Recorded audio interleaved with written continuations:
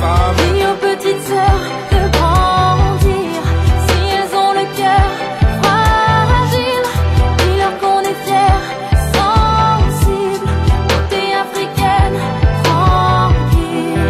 Dis aux petites sœurs de grandir, si elles ont le cœur fragile, dis-leur qu'on est fiers, sensibles, beauté africaine, tranquille.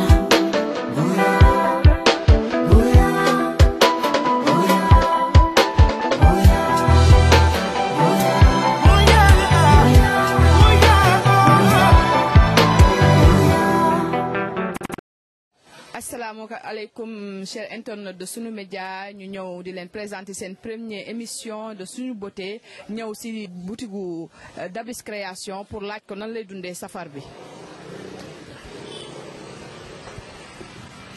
ñoo ngi nii si Dabis Création si Parcelles Assainies unité 3 ñu ñëw laaj ko nan la dundee safar si asalaamaaleykum Dabis. aleykum salaam maa ngi nuyu Sénégal di nuyu àdduna di nuyu mbokk internet yi ñuy suivre yëpp di kontaan bu baax na ci dalal leen tey ñu fas yéene waxtaan ci 18 safar bi.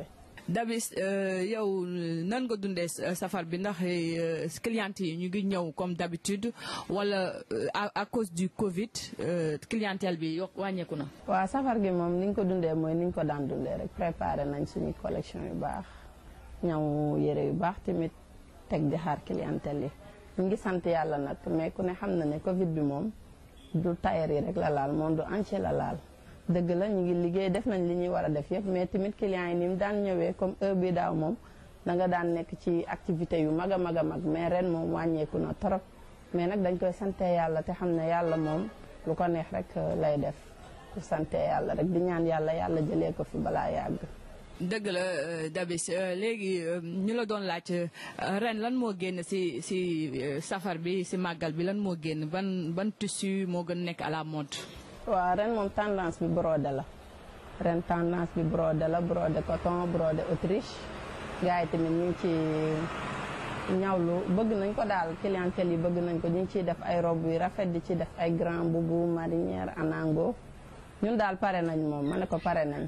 waaw ñu bëggoon xam Dabis ndax yow sa ñaw c'est accessible à tout le monde wala dafa am benn cas kii social boo xam te ni moom rek ngay ñawal wala c'est accessible à tout le monde ku nekk loo am rek mën na si gis boppam. waaw Dabis Création moom ku nekk loo am ñaw 2000 sax am na fi ku nekk loo am rek boo ñëwee di nga gis sa bopp macha allah te tamit yamuñu ci góor yamuñu ci jigéen bébé bu am 3 mois sax dama koy ñawal pa bu am 100 ans sax dama koy ñawal waaw tamit dinaa fexe tamit ba clientèle bi bu ñëwee.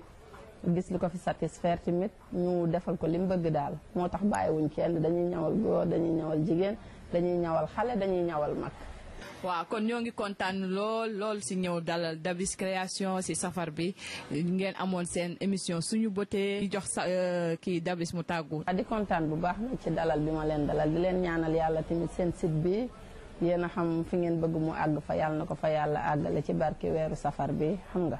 di leen ñaanal yàlla na bokk ci site yi gën a siiw waxuma la ci Sénégal mais ci monde bi di kontaan bu baax tamit naan leen mi ngi nii rek daal yàlla nañ ko fekkee at yu baree bari am naa ngi nekk Parcelles Assainies unité 3 après cinéma bi rek boo melee ni kuy jëm Cambérène nga xool sa gauche di nga gis Dabis Création. waa kay jërëjëf cher internaute ñu kontaan trop di leen dalal si safar si ñoo ngi continuer ñoo ngi ñëwaat di leen nuyu cher internaute de Suñu Média ñoo ngi bi ñu jógee si tailleur bi ñoo ngi nii si jaay ko si bi fii di boutique Sëñ Fallou si marché cinéma unité 3 ñuy laaj soxna si la yan tissu moo tendance si safar si soxna si na nga def. ñu la doon laaj ndax safar si yan tissu moo gën a tendance yan tissu la nit ñi di faral di gën a jënd. xam nga souvent moom màgg di tombeek tàngaay bi. exact ñu ànd ay effet genre voile effet militaire am na voile boo xam ne ñu naan ko Sodo Mama am na voile Fatou Ndiaye am na voile tamit kii unité tamit yëpp daal ñu ci daal yoo xamante ne instant gi mu nekk en tendance. waaw ak Covid bi ni mu kiiwee nii ndax clients yi ñu ngi ñëw wala wàññeeku na wala ça va quoi comme ni nga ko daan dundee daaw noonu nga koy dundee ren. waaw sant alhamdulilah daaw nag moo gënoon a dox mais ren moom nag ñu ngi sant yàlla quand même clients yi ñu ngi ñëw ndànk macha allah. waaw ñu ngi fiy gis tissu vax kii bi yi ñu doon ñëw ci Touba bi daaw ndax ren nit ñi ñu ngi ko jëlaat ndax nekkaan na tendance comme daaw. xam nga Sénégal moom léegi moom macha allah xale yi chaque année dañuy génn fu bees. instant bi ñu gën a dox fiche bi ci la bokk. gars yi ñu ngi koy jël fiche bi di ko booleeg maillot unité bi. des fois ñu jël ko boole koog comme voile yi nii. voile yi nga xam ne as lay doon tamit. exactement. waaye kon safar si daal yaa ngi koy dund yaa ngi nit ñaa ngi ñëw client yaa ngi ñëw alhamdulilah. alhamdulilah wax nga ko léegi fi mu dugg kii sëñ Fall. kon ñu safar rek ci safar boobu ne. dëgg la dëgg la waaw waa kër Sëñ Tuubaa la. waa kay dëgg la waaw kon ñoo ngi nuyu soxna si di ko remercier di ko wax alhamdulilah sant yàlla. Cheikh internaute su sunu média ñu ngi leen di jaajëfal di leen wax émission sunu bëte fii lay jeexee di leen wax képp ku ci bëgg feeñal sa marchandise wala nga wane ko comme boutique Sëñ Fallou ñu ngi leen di wax ngeen contacter ñu au 77 316 70 33 fii lay xewee sunu média la télé que nous partageons.